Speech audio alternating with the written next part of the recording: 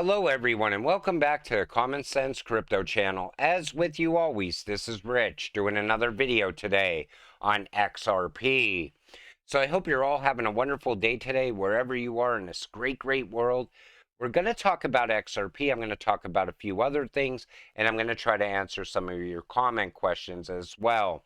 So Elon Musk says the U.S. government agencies had full access to everything on Twitter, including direct messages, before he took over.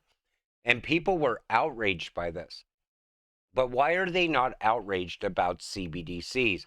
Think about it. Once one of those get put in place, they're going to know everywhere you go and everything you buy. The International Monetary Fund will launch a comprehensive CBDC handbook amid growing global interest. Now, I always felt that the World Economic Forum already has regulations written up for every single country around crypto, but it looks like the IMF is gaining steam as well.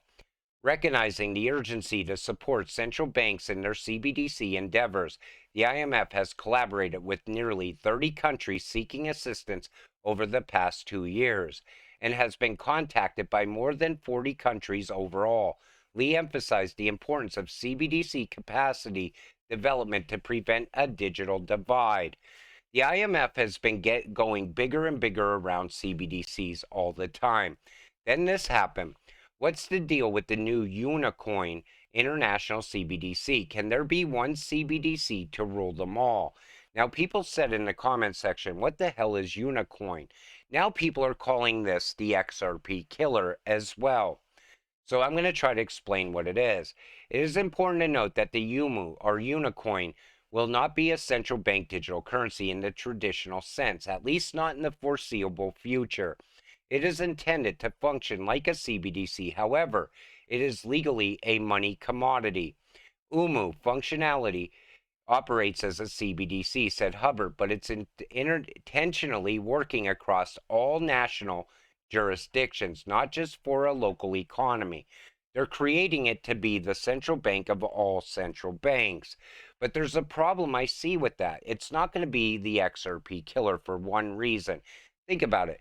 Other countries are not going to accept the Unicoin. Say the IMF has to send money to China. China says, we don't want the Unicoin. So now in between, you have to have a trust layer. What's that trust layer going to be? Most likely XRP. So it goes in as the Unicoin, comes out on the other end as the digital yuan. I don't see this as the XRP killer. One other thing I want to point out here is this. While many countries are in the investigation phase of a CBDC, far fewer have launched one, are committed to doing so. The Bahamas Sand Dollar was issued by its central bank all the way back in October of 2020, becoming the first nationwide CBDC in the world. Nigeria, Africa's most populous country, launched its e-Naira last year. However, it has been plagued with a lack of adoption and merchants willing and able to accept the currency. So maybe CBDCs will fail all throughout the world. Maybe people won't accept it. Maybe merchants won't accept it. We're going to have to wait and see how it all plays out. And we know the IMF loves Ripple and XRP. They talked about them many times in the past. Trust bridges and money flows. Three models arise. A Ripple or a private settlement asset and marketplace such as Ripple's XRP. An open source marketplace such as the Stellar Foundations or DeFi networks. They always talked about XLM and XRP. That's why I feel XRP will end up being the trust layer every time. So it looks like the Federal Reserve is unable to implement the XRP buyback. It's time for the SEC, Gov, and the IRS to lay down their weapons. Allow the king to emerge.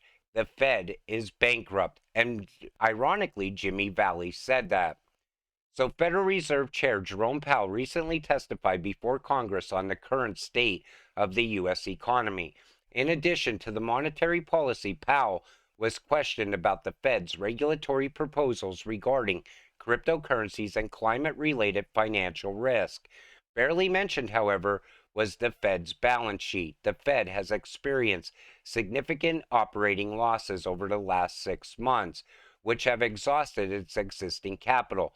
Those losses represent foregone revenues to the U.S. Treasury. That's why the Fed is pushing for Fed Now to go live in July. I believe they're also going to push for a full-on CBDC. The rise and fall of the US dollar. Now, some of you asked me to talk more about the US dollar losing value. So, all the way back when the Fed was created, that's when the dollar really started to tank, and it's been tanking ever since. Trump comments on the collapse of the US dollar during Mar-a-Lago's speech.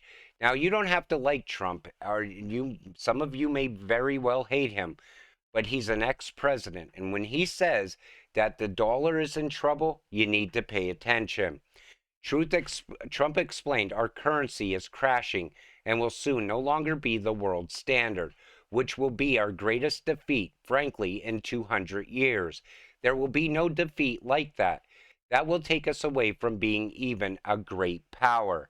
Other people talked about it as if the dollar was to collapse, it would be like losing an actual world war. That's how big this can become.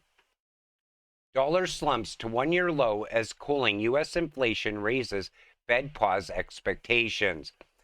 So the US dollar slumped to one-year low in early European trade Friday on raised expectations that cooler than expected inflation data will result in an early end to the Federal Reserve's rate tightening cycle. The Fed knows that the dollar's in trouble as well. That's why I believe he's pushing for a digital currency and a CBDC. You know, I said it a while ago. I said, the dollar, it's going to take a lot for it to collapse. And I still feel that it's going to take a lot of time. So, DeDolarization Trend, irreversible. We are starting to see a flight from the dollar. So far, it's not all that swift, but it's sure to accelerate. In fact, this trend is irreversible. Russia is saying that about the US dollar, right? Americans, patriots, freedom lovers worldwide, as early as the first week of May, we may see a huge coordinated event to take down the dollar. This morning, slam down in precious metals and rise in the dollar, and the 10-year note yields smell of desperation. Now, this is talking about Operation Sandman. See, I don't believe Russia or China could take down the US dollar by themselves. But very few people realize that over 100 nations are prepared to renounce the petrodollar as the dominant currency for oil settlements. Instead, many nations are going to switch to using the yuan from China, or the digital yuan, or the new BRICS commodities-backed reserve currency that's about to be launched by China, Russia, India, and other participating nations. They're talking about releasing that sometime in August. When that happens, crypto is going to absolutely skyrocket. Now we're going to talk a lot more about Ripple and XRP. So Uphold stated unwavering support for XRP and the community. Uphold never delisted XRP. XRP proof of reserves. Uphold says it never delisted XRP and has $1 billion of tokens in reserves. I always liked Uphold. I never seen any issues at Uphold at all. And I really commend them on never delisting XRP. The only thing I don't like about it is there's lockup periods on other altcoins. That's why I promote MEXC. Ripple does not require XRP to function, and this is actually positive news, according to Top Lawyer. Now, everybody was so concerned about them not utilizing XRP. So Bill Morgan, a lawyer and cryptocurrency enthusiast, has shared his thoughts on the recent launch of Ripple Liquidity Hub, a cryptocurrency liquidity platform for enterprises. Notably, at the product presentation, Ripple did not mention XRP, which caused surprise and criticism from the community. As reported by You Today, the decision to exclude XRP from the product launch has sparked controversy, with critics arguing that it undermines the value of XRP. Others believe that Ripple is being cautious due to the ongoing SEC case. Morgan, however, assures XRP holders that there is no need to worry. He explains that this development shows that the XRP ledger and XRP can function independently of Ripple's use of both its specific products. He further states that this is excellent evidence for the court that Ripple products do not require XRP either, and that the token use in the liquidity hub was never priced in back in 2021 or since. While XRP was mentioned in the pilot phase of the product, Ripple did specifically specify that XRP will be evaluated along with other tokens for support within the product as the regulatory framework in the US becomes clearer. So it shows that XRP doesn't need Ripple and Ripple doesn't need XRP. So this can actually make the SEC case wrap up sooner. Investors flocked to XRP, injecting $8.8 billion into its market cap in 30 days. Now, I want to know exactly how many of those people probably pulled away from the bank and got into crypto. How many people have seen the fact that the US dollar is in trouble and decided to invest in crypto as well? That's why I said, as de-dollarization continues to happen, more and more people will come to crypto. Crypto haters will turn to gold and silver. We'll see how many come into crypto, though. I think it's going to be a lot.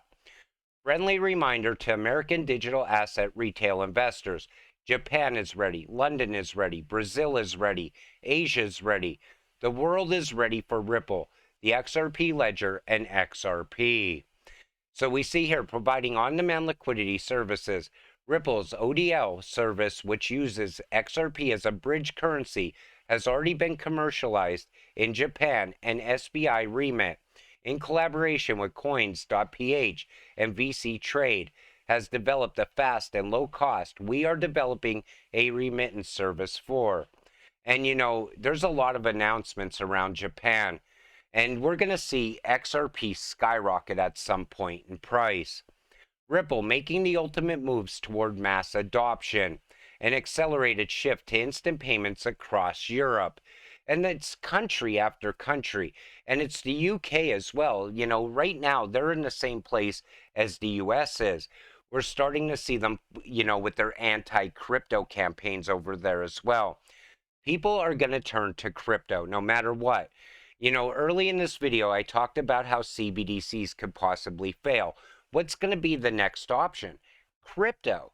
They're going to look to RippleNet as well because it's the best solution for cross-border payments. Then there's the XRP ledger. 250 plus companies, NFTs, marketplaces, gaming and metaverse, DEXs and launchpads, ODL customers. This right here also adds a lot of value to XRP. A lot of projects that are here are just getting started. They're just starting to build out. All that value will pour into XRP later. So you got to look at ODL and you got to look at the XRP ledger. That's where XRP is going to get its true value from for me. That's my opinion, because I believe the other things that Ripple's doing, they're getting RippleNet technology in the door. Later comes the secret sauce. But with that said, I'm going to wrap up this video. I want to thank you all for watching. I appreciate all of you watching my videos. I hope I answered a few of your questions in this one. We'll see you in the next one. Have a great night.